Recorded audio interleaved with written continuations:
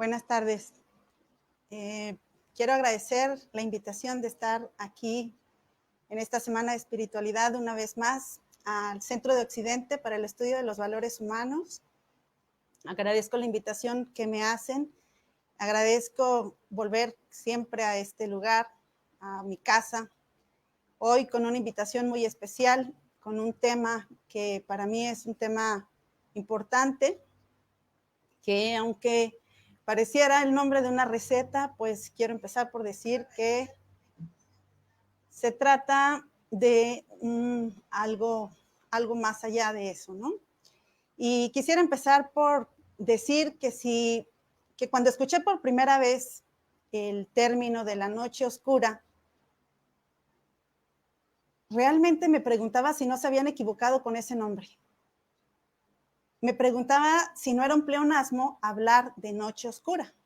Decía, ya es suficiente con decir que es de noche. Y seguía un poco como con esa idea de que el término de la noche oscura de San Juan de la Cruz había sido a lo mejor una manera de repetir lo mismo. Con el tiempo fui viendo que no era así. Después de escuchar esta tarde a Teresita, me aclara mucho más esta concepción de la noche oscura. Y es que muchos de nosotros podemos vivir de noche, pero decir que la noche, además de ser noche, es oscura, es darle un grado y una dimensión mayor.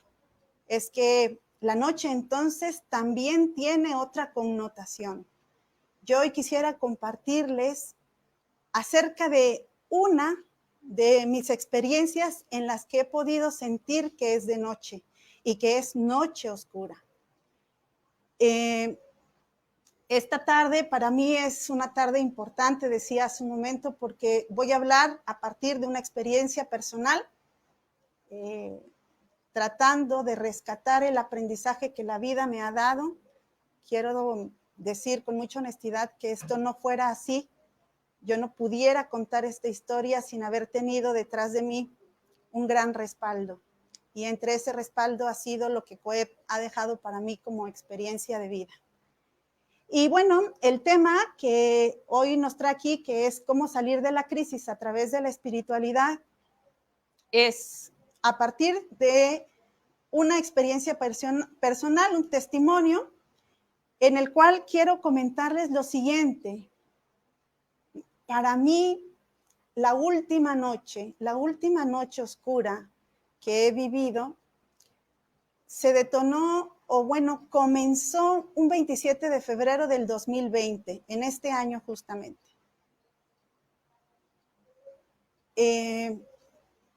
Después de andar de consultorios en consultorios, de preguntar aquí, preguntar allá, porque no sabía qué pasaba con mi vida. El último consultorio que visité, un médico me tomó del hombro y me dijo, ya no busques más.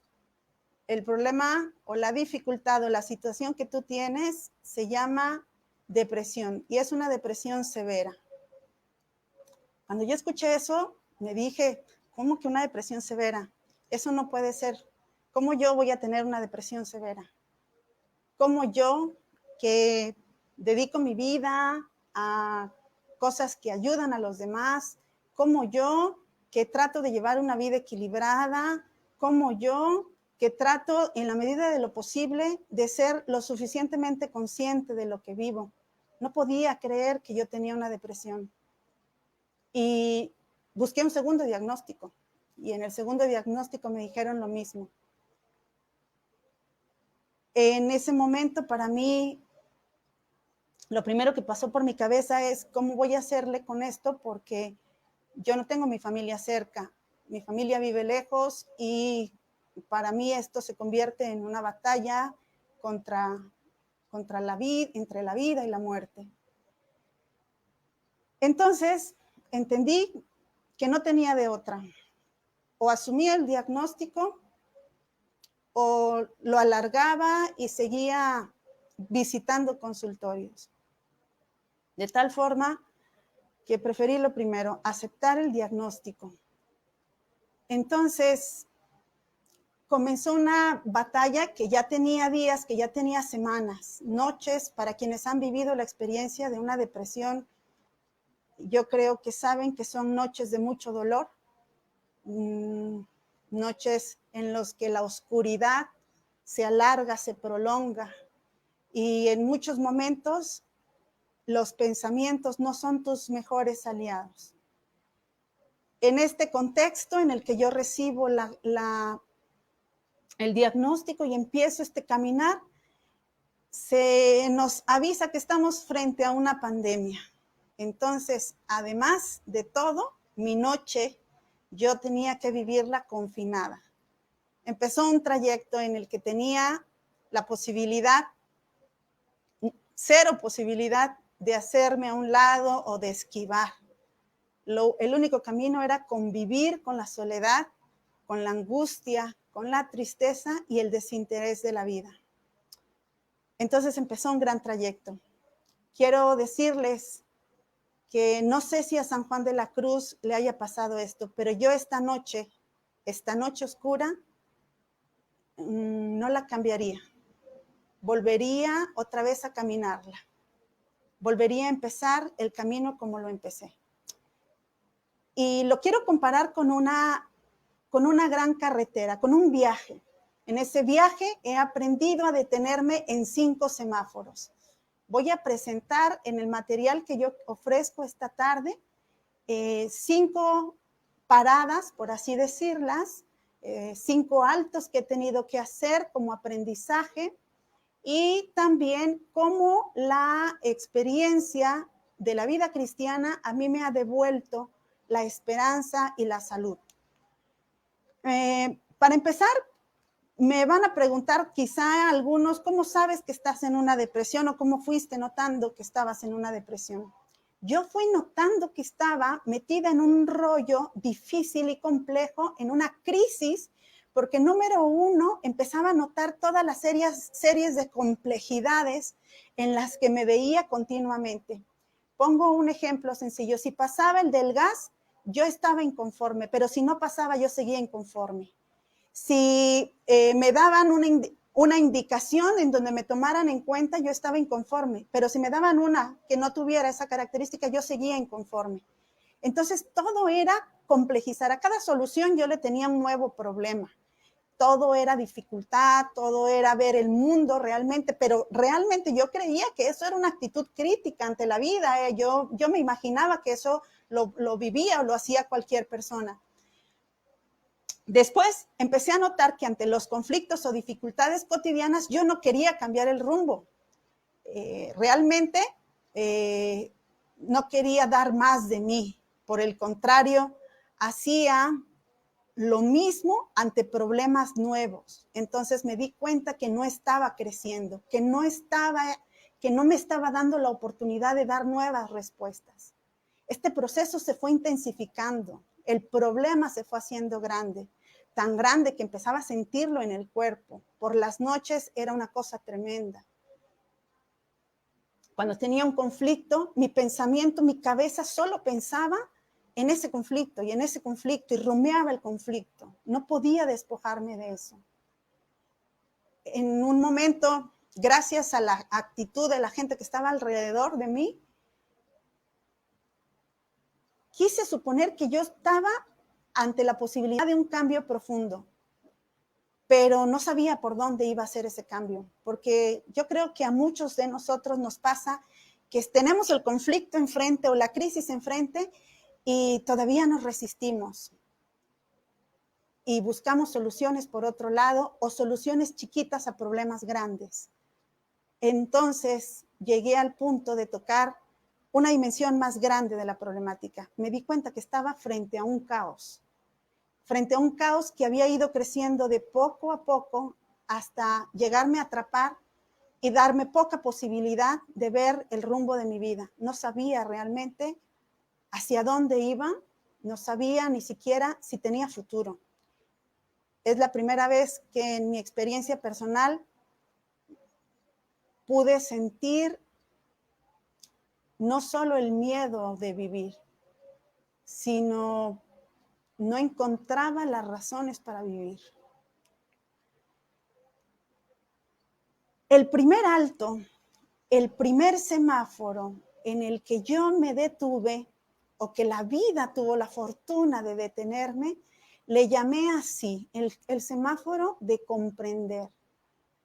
Me di cuenta en un alto que necesitaba preguntarme qué estoy entendiendo por esta crisis que vivo. Me la tenía que explicar de alguna forma y darme cuenta que la crisis no está afuera, porque culpaba a los demás de lo que me estaba pasando, culpaba el contexto y las circunstancias. Llegué al punto en que podía decir, la culpa la tiene entonces hasta esta pandemia. Yo no crezco por esta pandemia, yo no crezco por este sistema, yo no crezco por X y Y. Lo primero que tuve que descubrir es que la crisis no está afuera, la crisis está adentro. Y una alerta, un semáforo amarillo, una luz del semáforo se prendió cuando me pude dar cuenta que también tenía que comprender algo más, que el proceso humano es un camino de crecimiento y que como todo camino de crecimiento supone rupturas y hay que saber reconocerlo así, que no tenía que tener miedo a verme en esa crisis, que podía sentir la crisis, que debía sentir la crisis, porque solo de esa manera tenía posibilidades de transformarla. Y finalmente, en este semáforo, en este momento de mi vida, se prende la luz verde. Empezaba el mes de abril cuando me di cuenta, ya confinados, que las crisis son portadoras de un anuncio personal, que nos traen una noticia, que traen noticias para cada uno. Y así es la depresión, trae un anuncio y un buen anuncio, pero cada quien decide si escucha o no el mensaje, o si lo escucha hoy o quiere esperarse a escucharlo más adelante, o si decide hacer una pausa para escuchar después. Ese fue el primer semáforo. El segundo semáforo me pasó ya cuando habíamos empezado y encaminado el mes de abril. Le llamé a este semáforo, a este alto, le llamé revisar. En este semáforo, lo primero que a mí me pasó, con lo que me daba cuenta que podía, lo que necesitaba hacer era revisar cómo habían sido mis crisis en otros momentos de mi vida. ¿Qué había hecho yo en otros momentos de mi vida cuando me encontraba ante una crisis? Si yo acostumbro a esconder mis crisis debajo de la mesa, lo más probable es que en esta nueva mi tendencia también iba a ser a esconder la crisis debajo de la mesa. Tengo claro que en una ocasión, recuerdo un dato de mi infancia, yo solía pegar los chicles debajo de la mesa. Entonces, casi siempre me sentaba en el mismo lugar y pegaba los chicles. Mi mamá un día me dijo, ¿quién dijo, pues delante de todos, quién está pegando los chicles debajo de la mesa? Y yo dije, no sé quién está pegando los chicles debajo de la mesa.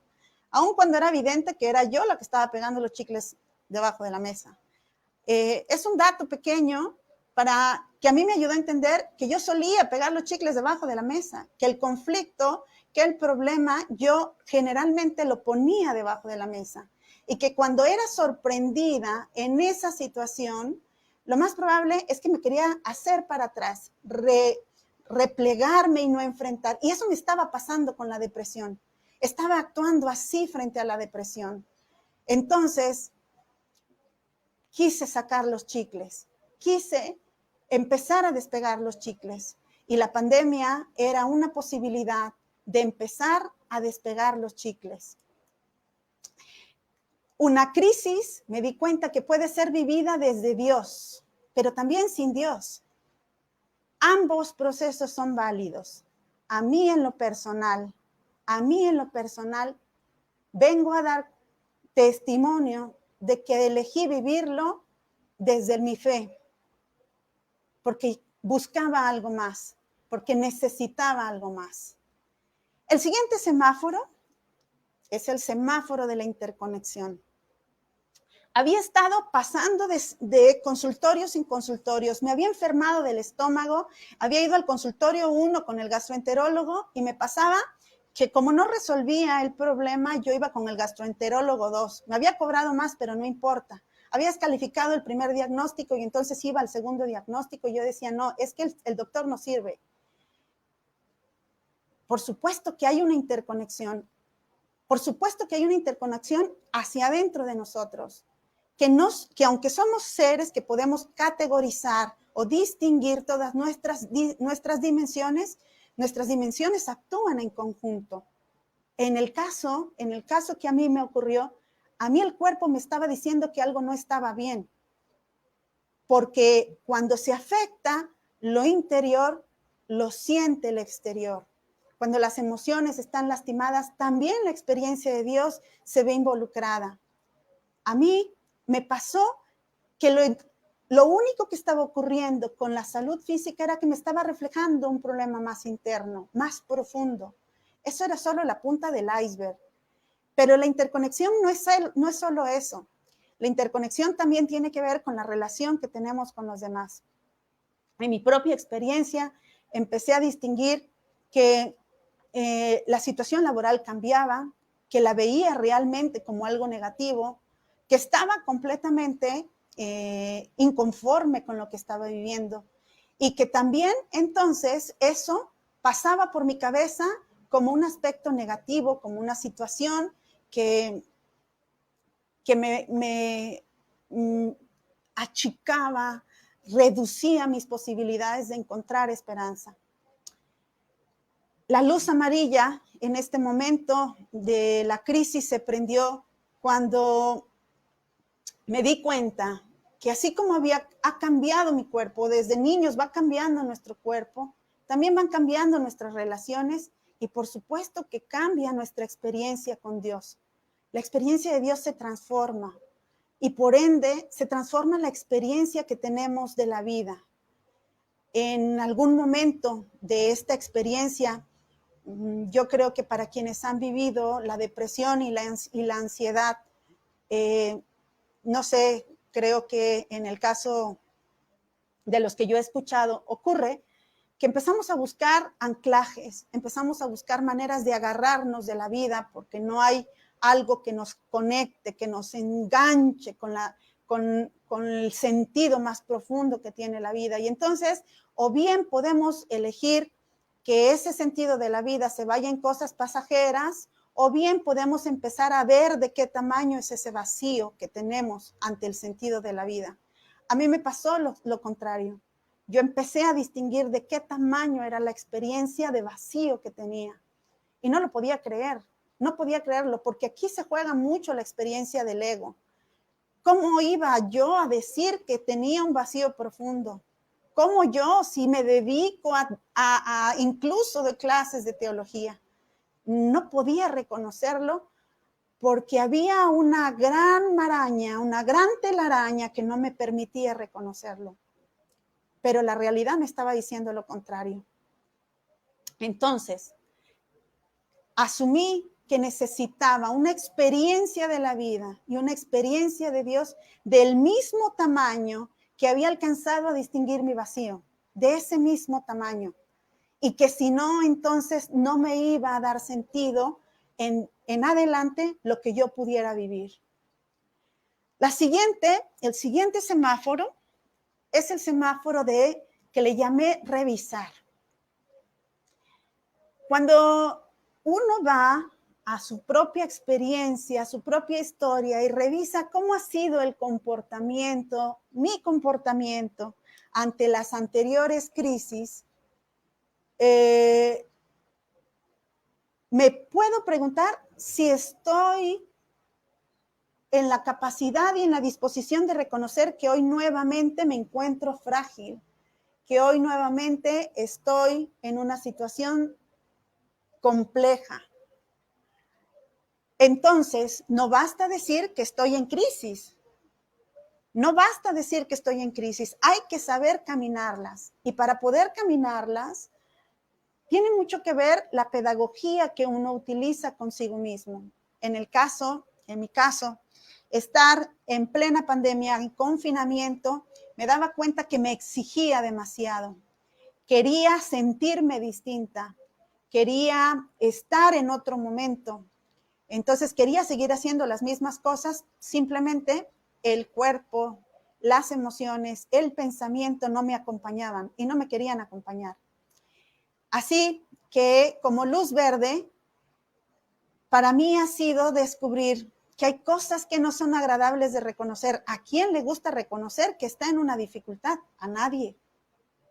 A nadie nos gusta reconocer que estamos frente a una dificultad. Pero hoy, frente a las crisis que tal vez algunos de nosotros estemos enfrentando, podemos preguntarnos si queremos hacerlo distinto. Si hoy sí nos queremos dar la oportunidad de hacerlo distinto. El siguiente semáforo se llama ubicarnos. Como un GPS, me pasó como un GPS. Quería seguir haciendo lo mismo que hacía antes. Es que es difícil cuando la noche está, cuando no solo la noche está, sino nuestra mirada se confunde, nuestra mirada ante la vida no sabe por dónde hacer y estamos acostumbrados a ir por el mismo ritmo, por la misma acera, por la misma línea. Es muy difícil cambiar de lugar. Una crisis honda nos puede manifestar en dónde estamos parados ante la vida. Y trae una buena noticia una crisis honda. Saber que la vida no solo es recta, que la vida puede ser con altibajos, con subidas, con bajadas, con entronques, con topes, que es como una carretera. Y no tiene por qué ser la misma. No tiene por qué ser siempre la misma. En la medida en la que sentimos la hondura de una crisis, para mí ha sido la oportunidad para darme cuenta en dónde he puesto mis prioridades. ¿Qué cosas tenía puesto al principio de mi lista de prioridades? ¿A qué le he dado mayor peso en los últimos meses? ¿A qué le he dado peso en los últimos años? ¿Qué cambios me pide ahora esta crisis? Reconsiderar y transformar, porque el ritmo de vida me pide resituarme, porque ahora necesito algo distinto. Entonces, ubicarnos significa saber distinguir de dónde vengo y hacia dónde voy con esto. Que después de esta crisis, yo no puedo seguir siendo el mismo, seguir siendo la misma. Estamos acostumbrados a querer siempre las mismas respuestas. Una vez estaba en mi casa cuando era la mitad del mes de abril y recuerdo que, ya saben, no sé si lo han vivido, pero mientras lavaba un par de vasos, mientras estaba lavando los vasos, me daba cuenta que entró una mosca a la cocina. Y entró la mosca a la cocina haciendo el ruido que comúnmente suelen hacer las moscas. Y zumbaba la mosca en la cocina, y zumbaba la mosca en la cocina. En ese momento, cerré la puerta de la cocina. Y cerré la ventana. Y la mosca seguía zumbando. Seguía zumbando. En unos minutos dejé que la mosca zumbara por un rato. Y abrí la puerta. Volví a abrir la puerta. Y me di cuenta que la mosca intentaba salir por la ventana. Se golpeaba una vez, se golpeaba una segunda vez, se golpeaba una tercera vez y la mosca insistía en salir por la ventana. Me pregunté si la mosca no se daría cuenta que yo ya había abierto la puerta o por qué estaba intentando salir por la ventana. A veces eso nos pasa, queremos salir por el mismo lugar. Y lo maravilloso que trae una crisis es que nos pide cambiar de salida, buscar otros esquemas, transformar nuestra manera de estar viviendo. No volver a intentar lo mismo porque ya estamos en una situación distinta. Y en este semáforo, por así decirlo, como en este viaje, ubiqué también que en el proceso de querer salir hay autoengaños.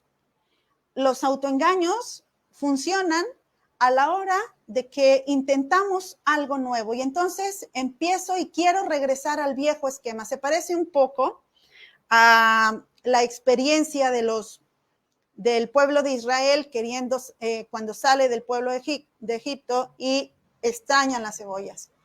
Entonces yo regresaba a mis mismas respuestas y decía, es que no puedo porque a mí no me dieron, a mí no se me da, a mí no me... Entonces volvía otra vez a retomar las mismas respuestas anteriores, cuando la vida en realidad lo que me estaba pidiendo era cambiar de salida. Esos discursos ya no sirven, ya no funcionan. ¿En qué momento de tu vida te encuentras para saber encontrar cuál es la puerta de salida? Si a mí me preguntaran cómo se aborda esto desde la experiencia cristiana, la verdad es que tendría yo que decir que la espiritualidad cristiana va mucho más allá de momentos chiquitos. La espiritualidad cristiana es una experiencia, una relación.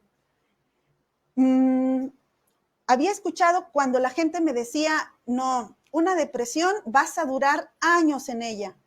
Había escuchado que mucha gente me decía que era prácticamente imposible. Había mucha gente que me decía que tenía que depender de muchas cosas para poder superarla. Me había dicho mucha gente incluso que necesitaba hacer ciertos rituales que estuvieran en relación a mi fe y que solo así Dios me iba a ayudar. Me pregunté en muchos momentos, ¿será que Dios está disfrutando esto que yo estoy viviendo? ¿Se complace en verme las noches que tengo que pasar en estas condiciones y ver que volteo a ver el futuro y volteo a ver el mañana y no encuentro una posibilidad y una esperanza en donde yo me pueda ubicar? Realmente me lo pregunté. En muchos momentos tuve que soltar y dejar ir la idea de que Dios se congratulaba con mi dolor. En muchos momentos tuve que decirme a mí misma que si yo lloraba, estaba segura que Dios estaba llorando conmigo y que es más, buscaba la manera de abrazarme. Así que cuando no recé, cuando no lo busqué, me queda claro que en ese momento Él lo hizo conmigo. No fui yo, fue Él el que vino. Yo necesitaba otra experiencia de Dios y se me estaba abriendo el panorama. Yo necesitaba otra experiencia de la vida y se estaba abriendo esa puerta. Y entonces tenía que cambiar de la ventana a la puerta, retomando la analogía de la mosca. Este proceso, puedo decir que para mí ha significado sacar una serie de aprendizajes. Hoy puedo compartirlo con ustedes y lo hago con mucho gusto porque creo que esa es la buena noticia a la que Dios me está invitando. Hoy la pregunta con la que a mí me invitaron yo la he cambiado. Yo tengo que decir cómo me ayudó la espiritualidad cristiana en este proceso. Lo primero que tuvo de profunda esta experiencia es que se empezó a alimentar una certeza, la certeza de que Dios me quiere feliz y me quiere plena. Ojo, no es que Dios me quiera medio feliz. Yo escucho mucha gente que dice, pues ahí como Dios vaya queriendo. No, es que Dios quiere por completo. Dios nos quiere plenamente felices. Y felicidad no significa que las situaciones de mi entorno estén completamente resueltas o estén como yo las deseo o como mis expectativas las proponen, las esperan. No, esta certeza de que Dios me quiere feliz y plenamente feliz, completamente feliz, es una certeza que radica en el interior. Así como la crisis está acá adentro, también ese llamado está acá adentro. Dios me quiere feliz. Frente a los conflictos y las dificultades que están en el exterior, yo puedo jalar de mi hilo de la felicidad. Yo puedo no soltarme de esa invitación que Dios me hace constantemente, porque la felicidad, la plenitud a la que Dios me llama es aquí y ahora. Es una invitación que tengo a realizar hoy, todos los días, es este llamado, y que yo tengo la posibilidad de colaborar o no. Que Dios me quiere feliz y me quiere plena, fue algo que empecé a masticar durante los días más fuertes de la pandemia, cuando no teníamos posibilidades de ver a nadie, contactar con nadie, donde si acaso podíamos tener una llamada durante estos días de confinamiento. Y entonces, ¿cómo alimentar esta certeza de que Dios me quiere feliz y plena cuando no tengo cerca a mis alumnos, cuando no tengo cerca a la gente con la que convivo en esta ciudad, cuando no puedo ver a mis amigos? Me di cuenta que la primera persona que necesitaba alimentar la certeza en lo cotidiano era yo. Que yo era la primera persona que necesitaba reafirmarme, que la felicidad y la plenitud empiezan con lo que yo me empiezo a dar. Y no significa dar cosas materiales. Por cada espacio que yo asumía con conciencia, que me regalaba en esos momentos, en cada respiro, en cada pensamiento positivo, yo estaba respaldando la certeza. Yo le estaba diciendo a Dios que sí. Y entonces me subí a ese barco. La segunda cosa con la que yo creo que es la espiritualidad cristiana, me ha ayudado en este proceso, es abrazar la vulnerabilidad. Estamos acostumbrados, bueno, creo que yo hablo de mí, estoy acostumbrada a que en muchos momentos felicito mis éxitos, felicito mis aciertos, pero ¿qué pasa cuando me voy por la puerta equivocada? ¿Qué pasa cuando me equivoco? ¿Qué pasa cuando tengo que decir, no sé qué hacer en este momento de mi vida? En ese momento me di cuenta que me costaba mucho trabajo abrazar mi vulnerabilidad, que me era mucho más fácil lo otro, que era mucho más fácil andar pregonando mis historias de éxito, mis triunfos, pero que no se me hacía nada fácil pararme delante de un grupo y decir, en este momento estoy sin ganas, sin deseos y sin ideas.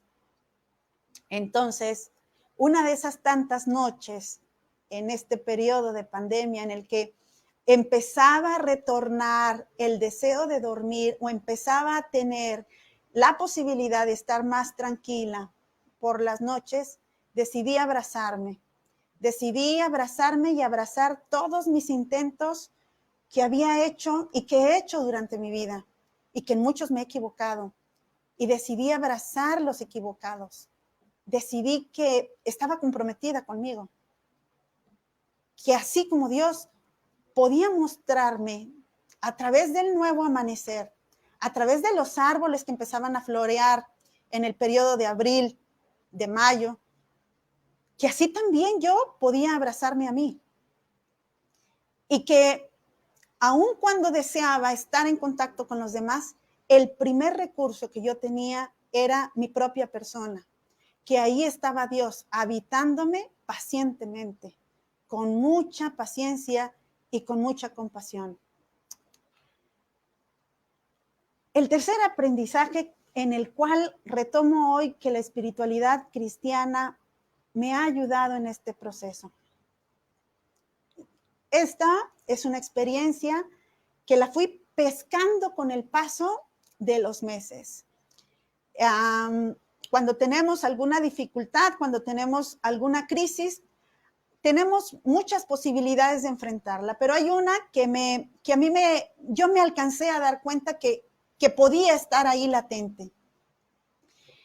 En el proceso de dolor, en el proceso de dificultades, es muy fácil sentarnos en la silla de la víctima, entendiendo víctima como aquel que pasa quejándose y que vuelve a culpar al entorno, a la circunstancia. O yo, en mi caso, tenía la posibilidad de decir, es que mi historia no ha sido una historia feliz, no ha sido una historia dichosa, no ha sido una historia plena, lo que pasa es que he pasado por muchas dificultades y que tenía la posibilidad de vivir quejándome toda la vida.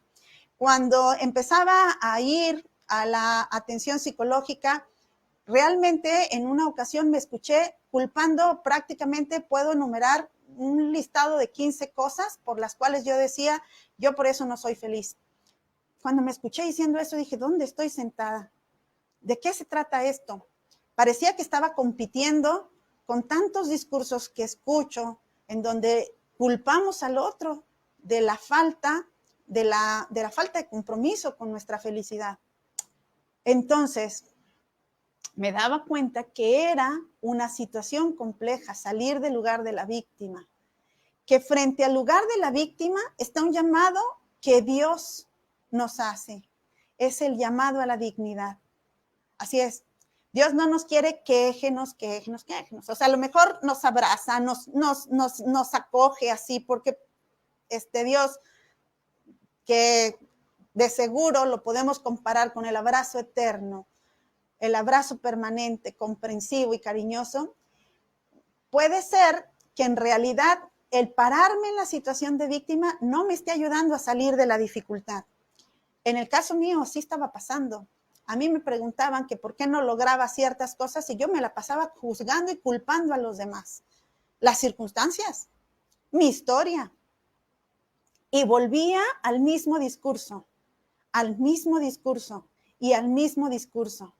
Entonces, ocupé un poco de valor y dije, basta de este discurso. Estoy llamada a algo mucho más grande. Y no solo para poderme decir algo distinto, necesitaba escuchar qué cosa estaba yo pensando. Se necesitaba tomar una conciencia mucho más profunda. Porque es muy fácil volver al mismo patín, es muy fácil regresar a la misma línea de carretera que ya llevábamos, porque es mucho más cómodo, es un camino ya conocido. Tal vez a muchos de nosotros nos toca preguntarnos, ¿en qué consisten los discursos que me estoy lanzando? ¿En qué consiste lo que me digo todos los días? ¿Qué tanto este discurso lo que pretende es sentarme en la cómoda silla de la victimez? ¿Qué tanto este discurso me impulsa a ponerme de pie y en camino y en seguimiento del proceso que Dios me invita a caminar? La siguiente experiencia en la que descubro que Dios me ha ayudado, la experiencia de Dios me ha ayudado,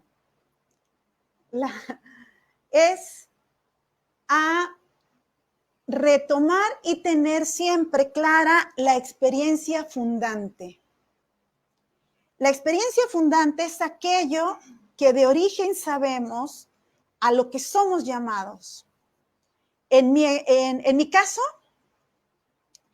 la experiencia fundante tiene que ver con reconocer que Dios es en mí movimiento. Cuando el texto bíblico de Génesis 1 dice que en el principio todo era caos y que el Espíritu de Dios en el caos empieza un proceso de creación, es retomar para mí una clave importante para salir de la depresión, para salir de esa crisis. Saber que Dios no me quiere estática. Yo tenía la maravillosa posibilidad en tiempos de confinamiento de sentarme en un sillón y esperar a que la depresión pasara sola y esperar a que el medicamento hiciera lo que tenía que hacer. Y entonces cruzarme de brazos y esperar a que todo se resuelva solo. Realmente, esa inmovilidad me empezó a generar una cierta sospecha. Me dije, algo creo que no suena bien aquí. Dios nos llama al movimiento. y nos llama al movimiento en todas nuestras dimensiones, no solamente a un movimiento físico, sino a movernos también de perspectiva. ¿Qué pasa si el día de hoy, para enfrentar mis crisis, me atrevo a ver la vida desde otro ángulo? Yo me había dado cuenta que en los años que tenía, yo nunca me había sentado en un sillón que está en mi casa. Ese sillón, ahí he estado siempre, pero nunca, nunca me había sentado ahí. Entonces, ya metidos en la lógica del confinamiento, de la quietud, del silencio, un día decidí sentarme en ese sillón. En ese sillón empecé a escribir todos los días qué cosas había pensado y cómo me había sentido, cómo había vivido mi día. Y en ese mismo sillón empecé a decirme cómo quiero vivir mi día de mañana. Me aseguré de contestar esas 2 preguntas diariamente. Entonces me di cuenta que mi vida empezaba a tener un movimiento automático. Me di cuenta que Dios me jalaba, que me llamaba a cosas distintas mañana, pasado, que sí había movimiento, que yo no estaba en la quietud, que habían cosas interiores que me mantenían en dinamismo. Entonces me dije, este confinamiento tiene más movimiento de lo que parece, porque yo me estoy moviendo, porque algo internamente se empieza a formatear, se empieza a redireccionar, y entonces elegí al día siguiente abrir mi ventana y voltear a ver el árbol que está enfrente de mi casa y admirarme de las flores que empezaban a salir.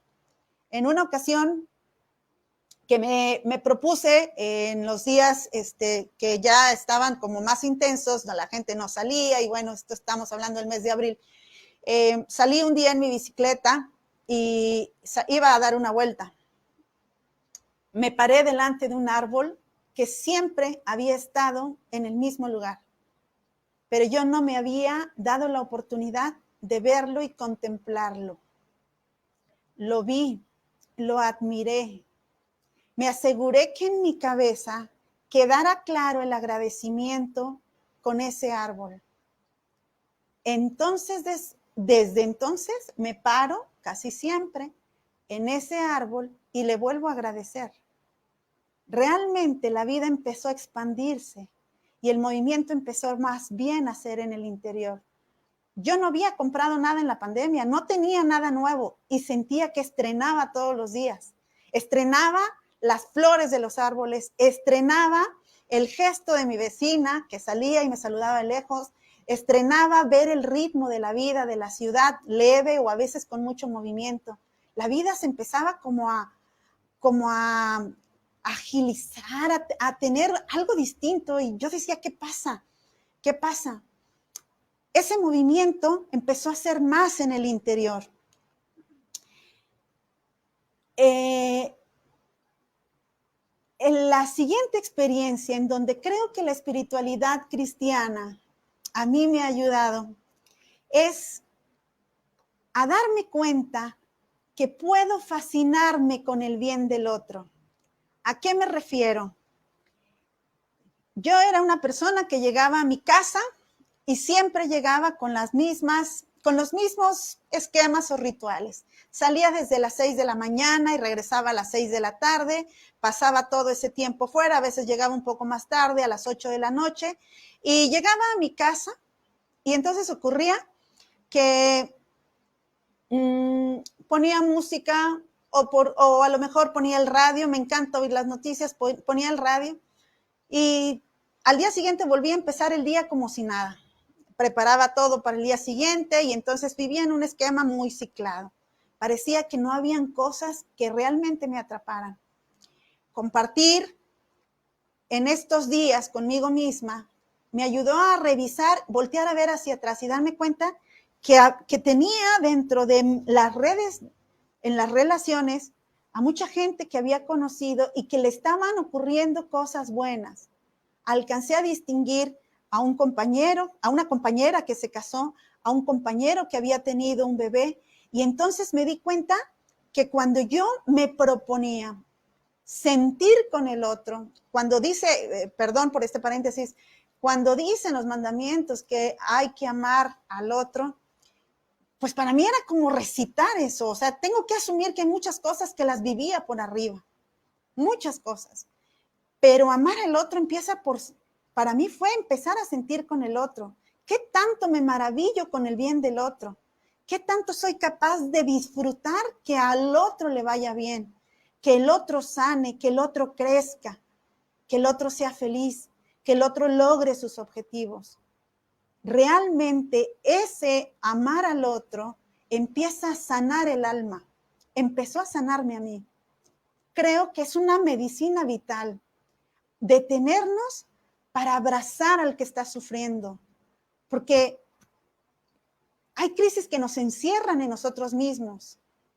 O a veces ayudamos al otro, pero solo por quedar bien con nosotros mismos. Pero cuando somos capaces de ayudar al otro porque el otro en sí mismo crezca, porque el otro en sí mismo esté bien y yo pueda mirar y contemplar ese bien del otro y saberme congratular y saberme llenada con ese bien que miro, con ese bien que admiro. Cabe señalar que en medio de la pandemia, claro, habían muchas noticias y existen muchas noticias aún de gente que moría. Qué fácil era irme por esa vía.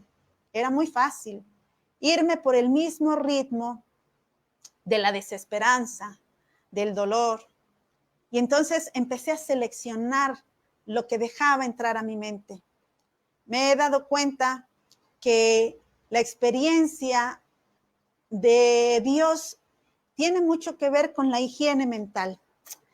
Y continúo con este aprendizaje. El amor por la vida en lo simple y lo sencillo. Hace rato les decía que cuando salía a una ocasión en la bicicleta y podía ver el árbol, podía ver los cerros, podía ver cómo había amanecido, podía admirar el amanecer. Son cosas que a lo mejor cualquiera diría que es simple. Sí, es muy simple. Eso es muy sencillo. Pero ¿de dónde entonces se va a alimentar la mirada? ¿De dónde entonces se admira el interior si no es de eso? La primera noticia que yo tenía en el día o que me propuse en el día era que cada vez que amaneciera tenía que correr a mi jardín. Un jardín que en un primer momento de mi vida no tenía flores, pero me había bastado marzo y abril para irlo sembrando, para irle poniendo una maceta más. Cada vez que despertara, iba a ir a ver las flores que hubieran o el color de las plantas. Cada vez que hacía eso, por ende, pasaban cosas distintas en mí. Pareciera como si interiormente me empezara a conectar de otra manera ante la vida.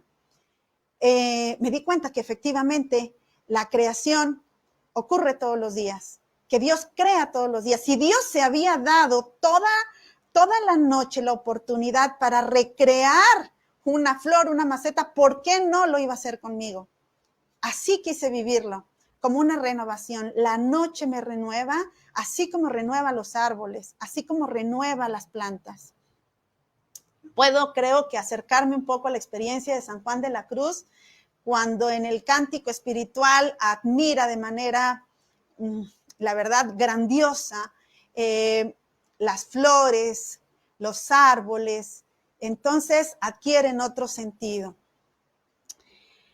Otro elemento de la vida espiritual cristiana que para mí ha sido importante y quiero no dejarlo pasar es el silencio. Ya decía, la vida va rápido, rápido, rápido. Y entonces yo me sentía muy bien creyendo que llegando a mi casa ponía las noticias y entonces tenía que enterarme de las noticias porque, bueno, yo soy una persona, entonces yo me decía, yo soy una persona comprometida con las causas sociales, con las situaciones sociales, yo tengo que tener una perspectiva social. Y entonces cuando no era un ruido, era el otro. Ojo, no es que el ruido externo fuera un enemigo, es que hay que aprender a ser altos, hay que aprender a callar. Cuando un proceso de crisis solo está rumiando y rumiando y no encuentra verdaderas salidas, Hay que saber escucharnos. Esa es mi experiencia. Necesitaba escucharme. Y entonces el silencio era indispensable. Un silencio en donde yo pudiera escuchar mis pensamientos, ubicar el ruido o las ideas de los otros y poder identificar también la voz de Dios. Entonces, el silencio se convirtió en un espacio súper atractivo para mí. Creo que una de las cosas que para mí representan un cambio realmente importante en esta experiencia de la depresión y la ansiedad, es que si a mí me preguntaran cuál es un elemento esencial en el tratamiento o en el acompañamiento para las personas que padecen de esta situación, yo tengo que decir que es el silencio. Pero también tengo que decir que no solo para las personas que tienen un diagnóstico de depresión y de ansiedad, sino que también para aquellos que buscan encontrarle un sentido a la vida, vivir la vida con mucha profundidad. Para aquellos que, quizá como yo, cuando lo comentaba al principio, sienten que la vida se empieza a convertir en un caos. Qué profundo es cuando volteamos y decimos, ya no sé qué hacer, pero estamos enrolados, no sabemos qué hacer y lo peor, ni siquiera nos escuchamos. Necesitamos aprender a escucharnos, porque aun cuando ya nos conocemos, el día de hoy tenemos algo distinto que decirnos, y aprender a habitar el silencio interior es magia, es maravilloso. Yo lo considero como el inicio o el encaminarnos a encontrarnos con la voz de Dios. Durante el proceso de la depresión, la ansiedad lleva muchas veces a querer buscar anclajes, rituales, y entonces el rezo es una cuestión externa en donde yo estoy metiendo más dispositivos de ruido. Yo me encontré con una cosa maravillosa, el silencio. No rezaba, no podía rezar. Se me iba de las manos la conexión para poderle decir a Dios algo. Y solo me dediqué a estar. Me dediqué a sentir que estaba, a darme la oportunidad de sentir y dejar que todo mi interior pudiera sentirse a gusto conmigo, que pudiera estar. Ahí hay un lugar de mucha sabiduría. Creo que podríamos hablar y pasar mucho tiempo hablando del silencio, y quiero insistir en que no me refiero solo al silencio exterior. Hay un silencio interior, parar nuestros pensamientos. No es ese silencio que nos venden de no pienses nada. No, ese silencio yo creo que no existe. Yo creo que es un silencio que nos ayuda a ver qué estoy pensando. ¿Qué estoy pensando y qué dato me está diciendo este pensamiento? Si yo sigo pensando así, ¿qué pasa conmigo? Entonces, el silencio es un lugar maravilloso. Quiero ir terminando diciendo que en esta experiencia me encontré con 3 trampas y 3 cosechas. Yo no quiero decir que la experiencia de la depresión está superada. Creo que mucha gente dice que llega para quedarse, mucha gente, no lo sé. En este momento creo que le tengo mucho agradecimiento a la depresión porque me ha enseñado cosas que yo no me había atrevido, no había querido aprender. La primera trampa, que yo la retomo ahora en este tema para hablar e intentar ampliarlo más hacia la cuestión de las crisis. La primera trampa que tenemos en una crisis es creer que lo podemos superar solos y sin miedos. Fíjense bien, creer que lo podemos superar solos. Cualquiera diría, no, pues son mis rollos, yo sabré. ¿Para qué le informo? ¿Para qué le digo a los demás? Y no, un principio elemental del cristianismo es la comunidad. Yo quiero agradecer que tuve una comunidad de religiosas que me hizo favor de acogerme por esos días y que me brindó el espacio, el lugar que yo necesitaba. Un lugar en donde yo pudiera decir cómo me sentía y que me dio rumbo para empezar a caminar este proceso. Creer que lo podemos hacer solos es una trampa y creer que no hay que poner medios, es también una trampa. En una crisis, generalmente se busca a lo mejor respuestas de nosotros mismos, podemos encontrar respuestas de los amigos, pero hay gente experta también y hay que saber reconocer que hay expertos que nos ayudan a resolverlo. Y como decimos comúnmente, zapatero a tu zapato, y yo creo que esto es una cuestión de salud, poder ubicar cuál es la ayuda que yo necesito, el apoyo que yo necesito. La segunda trampa con la que me encontré y que yo quiero compartir hoy con ustedes como algo que creo en una crisis no le ayuda a nadie, es exigencias desequilibradas. Yo recuerdo que cuando era adolescente, yo tenía muchas ganas de que mis papás me compraran una moto. Entonces, insistía en que me compraran una moto. Cabe señalar que mis papás no tenían en ese momento el recurso para comprarme una moto. Pero yo exigía y exigía una moto. Entonces, todos los días, todas las fechas en las que llegaban el niñito Dios o los reyes, yo iba a ver el árbol para ver si ahí estaba mi moto. Me di cuenta que vivimos exigiendo cosas desequilibradas. Pero cuando eres pequeño es una cosa, cuando eres un niño o una niña es distinto. Cuando somos adultos, pareciera que nos exigimos lo mismo. Nos exigimos de la misma magnitud. Yo quería estar bien y no podía estar bien. Yo quería estar lúcida y no podía estar lúcida. Entonces, no puedo dármelo y tengo que aprender a vivir de otra manera. Las exigencias desequilibradas las detectamos porque sabemos que la realidad nos está diciendo que no se puede. La realidad nos está diciendo que no se puede. Entonces, toca cambiar esa expectativa. La tercera trampa tiene que ver con regresar al mismo sistema que me había llevado a vivir la crisis. Ya decía yo la comparación o la analogía con la mosca. La mosca para mí, pues ha sido como un elemento que me ha ayudado para comprender que a veces, teniendo la puerta abierta, la mosca quiere salir por la ventana. Y andamos zumbando y zumbando y zumbando, ¿no?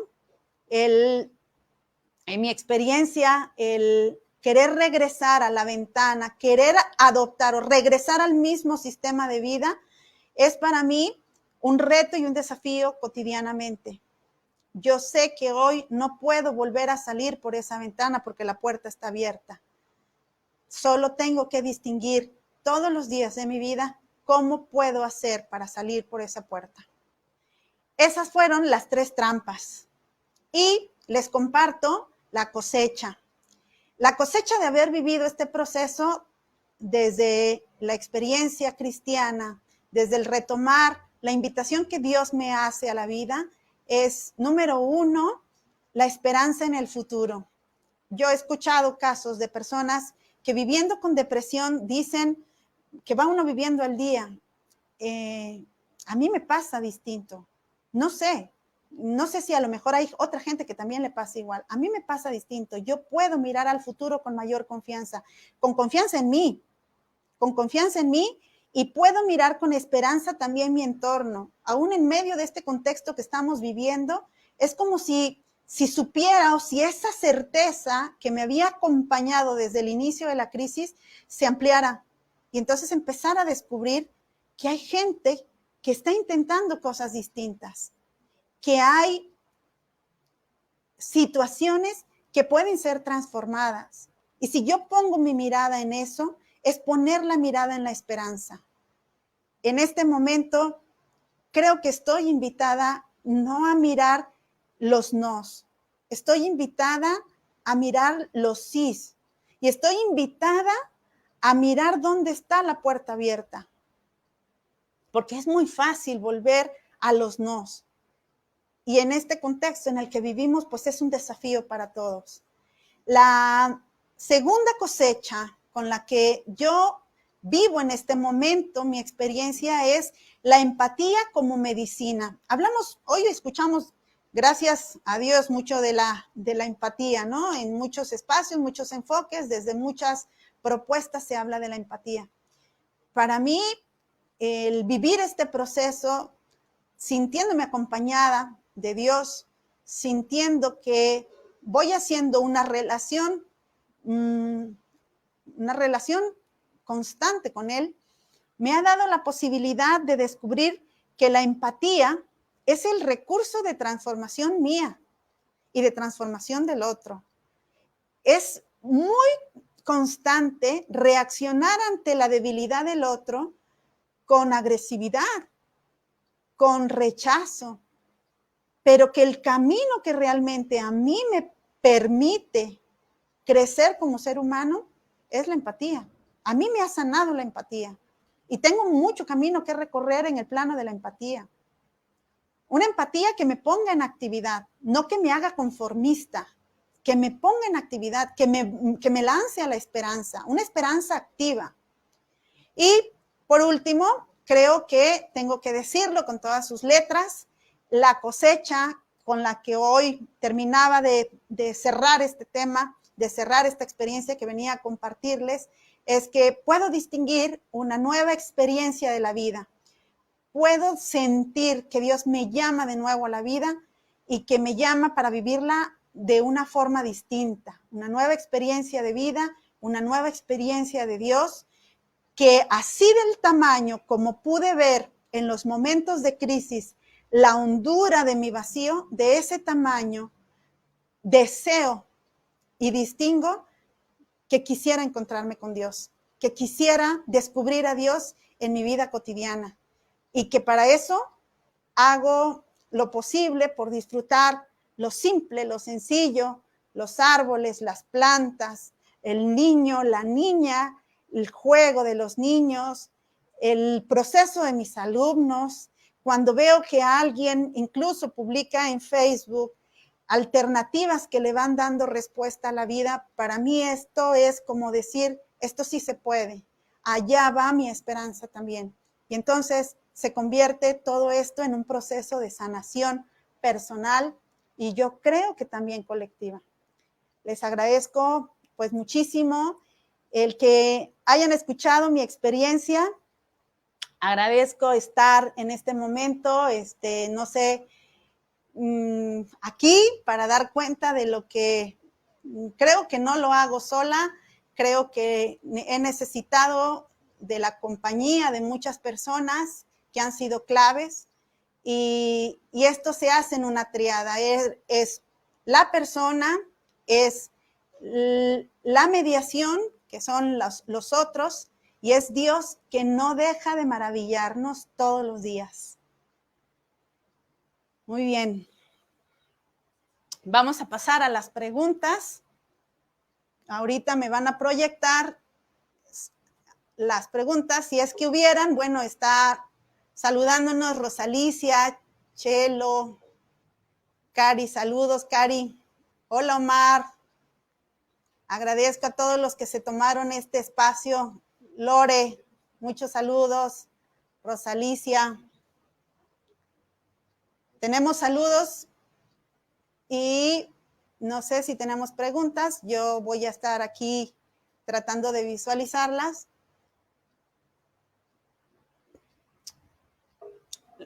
Lulú Gutiérrez, gracias por compartirnos. La experiencia del pánico es tremenda en estos procesos. Gracias, Ivonne. Ángela, Marta, dice Diana, gracias, Maco, por compartir desde tu propio proceso humano y espiritual. Me conmueve y nutre. Gracias a ustedes, Monse, por estar aquí. Ana María dice, es decir, movimiento es discernimiento. Sí, por supuesto. Movimiento es discernimiento. Hay una cosa que es importante, Ana María, en estos procesos. La imagen que tenemos de Dios, y qué bueno que lo mencionas, Ana María, voy a traerme tu comentario para hacer una precisión. La imagen que tenemos a veces de Dios no ayuda en el proceso de superar la crisis, porque a veces creemos que Dios quiere que suframos, que Dios quiere mi esfuerzo, que Dios quiere que yo esté todos los días esforzándome. ¿Quién dijo eso? ¿Quién dijo eso? O que Dios quiere mi media felicidad. Eso no es real, es una imagen errónea que tenemos y nos han introyectado durante toda la vida de Dios. Necesitamos discernir porque en ese movimiento hay que ir distinguiendo que Dios aparece en las experiencias de crisis con una novedad, con algo nuevo para renovar nuestra propia vida y para renovar nuestra manera de enfrentar la crisis. Es falso que Dios esté completamente así, de verdad, satisfecho, esté contento de ver las noches que pasas en vela, que Dios esté contento porque has perdido el trabajo o porque Dios, algo como si Dios tuviera un costalito que llena de puntitos o de contenido. Si tú sufres más, entonces Él echa más a tu costalito. No. Hay que romper con esa imagen. Creo que no nos ha ayudado en los procesos de vida espiritual creer que Dios quiere este tipo de cosas, quiere estas experiencias así medianas o que quiere vernos sufrir. Para nada, para nada. Yo tuve la experiencia en los primeros días de mi depresión, escuchar la voz de una mujer que quiero mucho, se llama Ana Ramírez, y que me dijo en un mensaje de audio cuando yo le compartía el diagnóstico, lo primero que me dijo es, ojalá busques ayuda porque no es necesario un dolor que no lleva a ningún lado. Creo que vale la pena preguntarnos si el dolor, el sufrimiento y la crisis que ahorita tenemos nos está llevando para algún lado. ¿Qué sentido tiene? ¿Hacia dónde nos está dirigiendo? Porque si estoy sentado viendo cómo y sobándole a mi crisis, evidentemente ese no es el lugar de la dignidad, ese es el lugar de la víctima. Voy a leer otro comentario. Qué lindo lo que compartes, cositas, papelería. Nerly, maestra, gracias por ayudarme a entender esta realidad de la crisis, por su experiencia tan humana y espiritualidad. Nerly, muchísimas gracias. Te mando un abrazo muy grande. Saludos. Muy bien. ¿Tenemos alguien más? ¿Sí tenemos preguntas o no? Creo que preguntas no tenemos. Saludos a Pris. Chuy, muchos saludos. Eli, gracias por compartir esta experiencia. Me ayudó mucho su compartir en mi proceso. Eli, un abrazo. Te mando muchos saludos.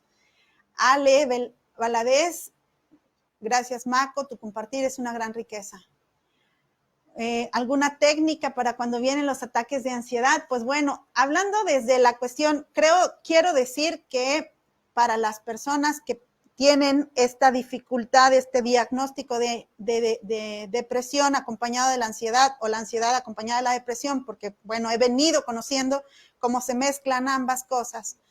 Quiero decir que es bien importante el acompañamiento psicológico. Es muy importante. Creo que durante todo el tiempo que yo tengo de conocer la propuesta espiritual de COEP, nos han dejado claro que el proceso humano se vincula entre nuestra dimensión espiritual, nuestra dimensión emocional, nuestra dimensión social y nuestra dimensión física. Todo está conectado. Está tan conectado que para mí es clave hoy en día saber que cuando tengo un problema digestivo o un problema, dolor de cabeza o algo, hay algo que me está reportando mi propio interior. Desde la espiritualidad tengo que decir que hay un recurso que a mí me ayuda. Número 1, buscar un lugar en tu casa, un lugar agradable en tu casa en el que puedas sentarte y en el que puedas escribir cómo te sientes, cómo cierras tu día. Es increíble el proceso que ocurre en el cerebro y a nivel existencial, cómo la vida se vuelve a acomodar. Cuando escribimos, algo ocurre en nuestro cerebro. Y cuando terminas de escribirlo, los puedes mirar identificando si tus pensamientos tienen alguna dirección, te están reportando algo, te están diciendo algo. Y antes de cerrar tu cuaderno, no olvides de escribir también cómo quieres vivir el día siguiente. Muchas gracias, una maravillosa síntesis de tu experiencia. Quiero preguntarte, ¿crees que desde la experiencia fundante es el don o certeza que cada uno puede compartir? Magda, quiero entender tu pregunta. ¿Crees desde la experiencia fundante es el don o la certeza? Yo creo en la experiencia fundante porque la experiencia fundante creo que es la que le da norte y dirección a nuestra vida. Yo creo, cuando yo estudiaba, no sé si era segundo semestre aquí en COEP, tuve un maestro maravilloso. Era segundo semestre o tercer semestre, no me acuerdo. Pero lo explicó con estas palabras para poder comprender lo que es la experiencia fundante. Decía este maestro, Dios nos ha dicho a todos, nos ha dictado al oído 3 palabras, 2 o 3 palabras que van a dirigir el rumbo de nuestra existencia. Durante toda nuestra vida el trabajo es descubrir cuál fue la palabra que me dijo a mí.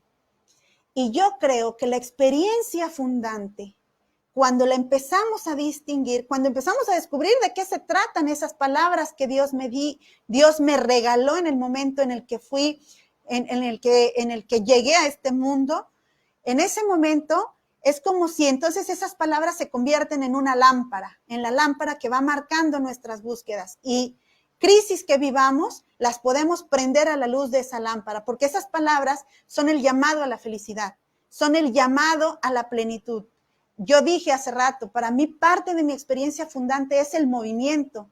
Cuando yo me di cuenta que la depresión me tenía sentada o me podía sentar por largo tiempo, no solo físicamente, sino estancarme hasta en no buscar formas de salir de la crisis. Cuando yo me di cuenta de eso, me di cuenta que estaba yendo en contra de mi experiencia fundante. Entonces, la experiencia fundante fue lo que me sacó. Y que agradezco que siempre hay quien me recuerda mis 2 o 3 palabras. Es importante el acompañamiento espiritual, muy importante. Dice Omar, muchas gracias por todo, me ayuda y da luces para el peregrinar en este mundo. Gracias, Omar, saludos. Es decir, la novedad que que cada uno llevamos dentro. Exactamente, Magda, sí, exactamente. Creo que son esas 3 palabras que hemos recibido, esa es la novedad de Dios, porque creo que muchos vamos descubriendo esas palabras en el transcurso de la vida y que esas palabras a veces no salen tan claramente, sobre todo cuando pasamos por periodos de dolor. Dice Margarita, saludos Margarita, gracias por compartir desde tu experiencia. Vemos cómo Dios se va encarnando en cada proceso humano desde nuestra historia sagrada. Las crisis nos ayudan a madurar en nuestra relación con Dios y con nosotras mismas y con los demás.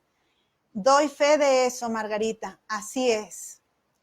Así es, y creo que entendí por qué la noche oscura es oscura. Y no es un pleonasmo. Se trata de poder identificar que hay noches que son mucho más hondas, que nos están llamando y nos están gritando por la vida. Gracias, maestra. Gracias, Maco Chava. Gracias, Maco. Gracias, dice Jacob. Amigo, te mando un abrazo. Resulta interesante cómo en este movimiento interior que tuviste y hoy nos regalas, caminamos con experiencia de vidas propias y de otros. Sí, Carla, es real. Caminamos con nuestra experiencia y caminamos con las de otros. El llamado, cuando maduramos espiritualmente, es cuando somos capaces de poder definir nuestras propias experiencias. Llega un momento en la vida espiritual en la que ya no ya no es suficiente lo que me dijeron de Dios, ya no es suficiente lo que me dijeron de la vida. A mí me habían dicho de la vida que la vida tenía que ser un constante esfuerzo, que si yo no sufría, entonces Dios no me premiaba. Entonces, claro que eso es un campo minado cuando estás en un proceso de depresión, porque yo decía, no, pues mientras más sufro, pues resulta que Dios más se alegra. Y tuvimos, y digo tuvimos, porque creo que es un proceso que no viví sola, lo viví acompañada, tuve que identificar que esa imagen de Dios no era Dios. Decía Teresita Ángel hace rato, cuando crees que tienes agarrado a Dios, no es Dios. Cuando crees que has comprendido a Dios, entonces es señal de que no es Dios. Eso es un fetiche, o puede ser un ídolo, pero no es Dios. El movimiento de Dios es distinto. El movimiento de Dios nos pone a nosotros también en movimiento, no nos estanca. Por lo tanto, sí, Margarita, lo que dices es muy real. No sé si tenemos algún otro comentario. Si tenemos, están apoyándonos aquí del soporte técnico a bajar la pantalla. Desde Tabasco, saludos a mi gente, a mi padre, a mis hermanos. Eres muy precisa en tus explicaciones, por eso de mi parte no hay preguntas. Dice Ivonne, siempre me dejas pensando, Maco. Gracias por compartirnos tan humanamente. Gracias, Ivonne. Me encantó, qué hermosas reflexiones desde tu experiencia. Pues, claro, es mi hermana. Mencionaste en una de las diapositivas abrazar nuestros fracasos. Perdón, se me movió. Abrazar nuestros fracasos. ¿Cómo podría abrazar mis fracasos? Fíjate que es muy interesante eso, Lucy. Abrazar nuestros fracasos tiene que ver, número uno, con tomar conciencia primero que he fracasado. No tenerle miedo a decir, la regué, salí por la puerta equivocada o me estoy dando contra la ventana desde hace rato como la mosca. Abrazar el fracaso primero consiste en poder decir, pues sí, fracasé. No me salió, me equivoqué, este ritmo que llevaba no fue el mejor para mí o no fue el mejor para los demás. Y una vez que he reconocido que he fracasado, aprendo a mirarme así, aprendo a verme así. Y mirarnos significa poder darme la oportunidad de contemplar mi vida. ¿Por qué no? Hacer una línea del tiempo en donde pueda distinguir en la historia de mis éxitos también mis fracasos. Y poder decir, en este fracaso, ¿qué aprendí? En este fracaso, ¿qué me enseñó? ¿A qué me invitó? Y cuando retomamos la historia de nuestros fracasos o cuando retomamos el fracaso o la crisis en la que estamos en este momento, poder decir, esto soy. Y se trata de verbalizar, pero también se trata, a mí me ayuda algo, todas las veces en las que tengo que reconocer algún error, algún fracaso, lo escribo, me lo pongo visible y empiezo por saber qué fue lo que me pasó. Incluso he llegado a reírme de que la regué, de que no estaba en mis manos esto o aquello. Y entonces le meto simpatía a la cosa. Le pongo un poco de simpatía, un poco de comedia incluso. Y poder decir, pues sí, yo creía que me iba a salir y no me salió. ¿Y por qué no? Verlo así como tal. Soy un ser humano que me equivoco. ¿Por qué no? Me voy a equivocar. Si soy un ser humano como cualquiera. Y tengo esta maravillosa oportunidad de aprender. Creo que el meterle simpatía, empatía a mi propio proceso ayuda muchísimo. Dice Salvador Sandoval, ¿cómo reconfigurar la imagen de un Dios que sientes que te abandona y no escucha en la crisis? Ay, me pusiste una pregunta tremenda, Salvador. Es una forma de victimismo aprenderse esta imagen. Fíjate, chava, que te quiero compartir algo. Los primeros días que yo pasaba, que bueno, lo quiero decir así, yo me di cuenta que algo no estaba bien conmigo, porque empezaban las 6 o 7 de la tarde y empezaba a detectar que venía el miedo y la angustia. Quienes saben un poco de esto saben todo lo que se siente, ¿no? Empezaba el miedo, la angustia y el pánico. Hoy puedo saber que a las 6 o 7 de la tarde ocurría esto porque las glándulas suprarrenales empiezan a reducir su actividad, ¿no? Y entonces empiezan a bajar el ritmo de su actividad y entonces lo que empieza a ocurrir es que el cerebro también empieza a hacer su propio proceso entrado ese periodo de tiempo. Entonces, claro, las emociones se ven mucho más exageradas. Yo recuerdo que en los primeros días de llanto, de mucho dolor, de sentir el dolor puro, yo recuerdo haberme escuchado decir tal cual, ¿por qué me dejaste? ¿Por qué te fuiste y me abandonaste? Si no era esa frase, yo decía, rogaba, le pedía a Dios que no me dejara. Entonces, parecía como si lo que yo estaba mirando en esa representación era un Dios que abandonaba. Me di cuenta que era una trampa. Me di cuenta que lo que estaba habitando en ese momento, mi proceso de oración, era un Dios que no es el Dios de Jesús. Y cuando me di cuenta de que no era el Dios de Jesús, justamente fue empezando el periodo de la Semana Santa, esta Semana Santa. Me dije, estoy orando con un Dios que no es Dios. Necesito cambiar esa imagen. Y comencé, no podía, como les he comentado, no podía hacer ni siquiera mis espacios de oración porque no me daba mi estructura interior, mi salud interior no daba para eso. Entonces, empecé por irme a ver, hacer momentos de contemplación en las flores, en las plantas. Yo sé que te digo, Chava, en este momento algo que tú puedes decir, ay, ¿a poco así? Sí, así. La reconfiguración de la imagen no va a venir por el intelecto. Esto es una trampa. Creer que Dios nos va a atrapar a través de la mente. Eso es necesario. En algún momento, la mente es necesaria para limpiar la imagen, para decir, a ver, ¿qué estoy pensando? Lo quito. Y me dispongo a una experiencia distinta y entonces busco elementos que ayuden para poder traer esa experiencia. A mí me ayudaron las plantas. Me ayudaron las plantas y la imagen del padre en el texto del hijo pródigo. Quiero decir una cosa, no es que me la pasara repasando el texto bíblico. No tenía ni ánimo de eso. Colocaba una silla en una parte de mi casa en donde podía ver unas plantas y ahí venía y traía la imagen del padre de la parábola del hijo pródigo. Y en una de esas me quise imaginar cómo sería la cara y el rostro de ese padre que recibía al hijo, sin pedirle cuentas de nada, de lo que hiciste con tu vida. No le pedía nada. Y la imagen que se me vino es la imagen de una persona que en mi vida real existe. Es la imagen de la sonrisa de una de mis hermanas. Y entonces pude entender que Dios, así como mi hermana me sonríe cuando yo llego a su casa o cuando yo regreso a mi tierra, así podía yo simbolizar la imagen del Dios de Jesús, del Dios que me abraza y que me recibe.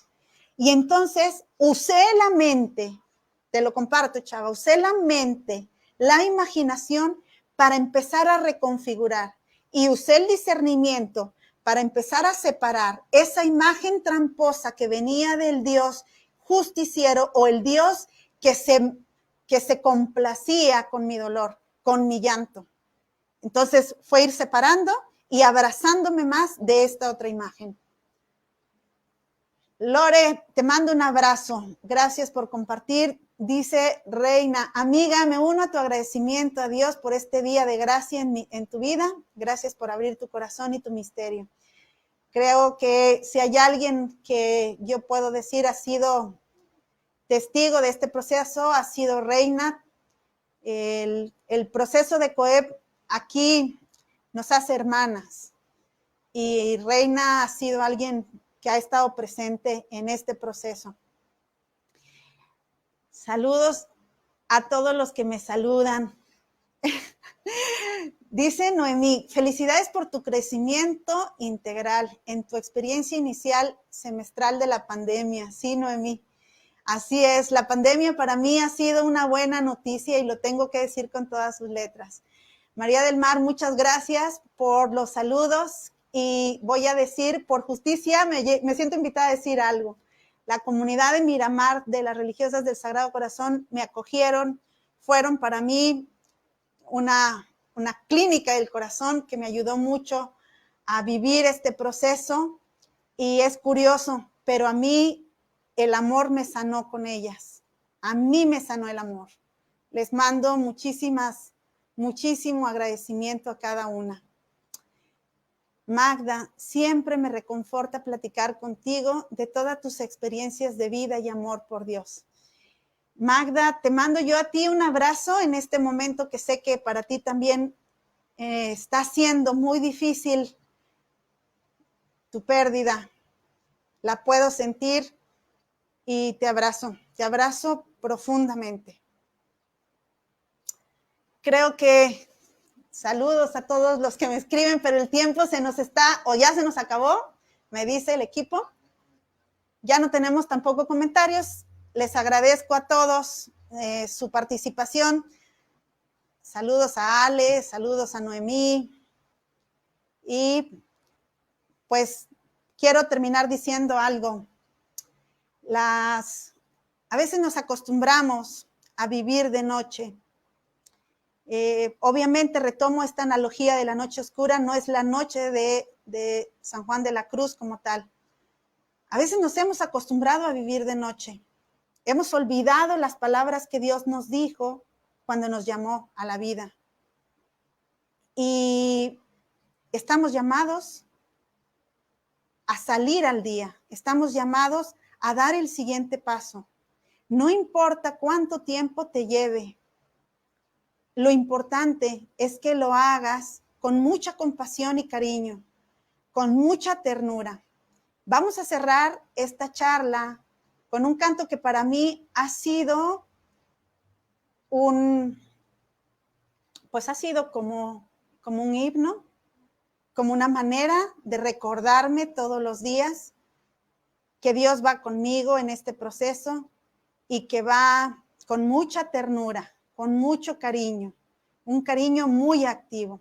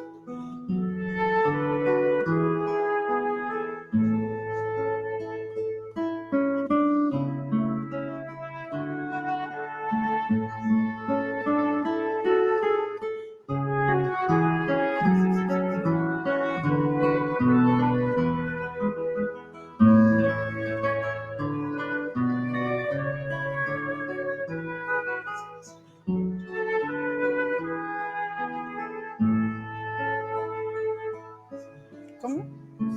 No, solo el inicio y ya, como, sí.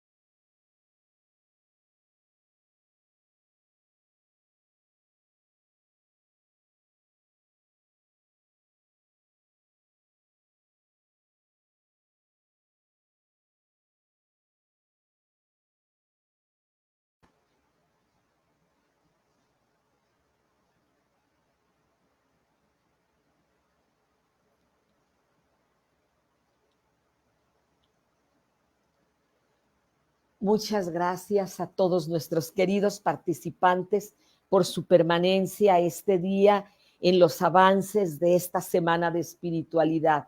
Estamos casi por concluirla. Los esperamos mañana. Es su último día y todo va a ir confluyendo para que podamos terminar con una actitud nueva.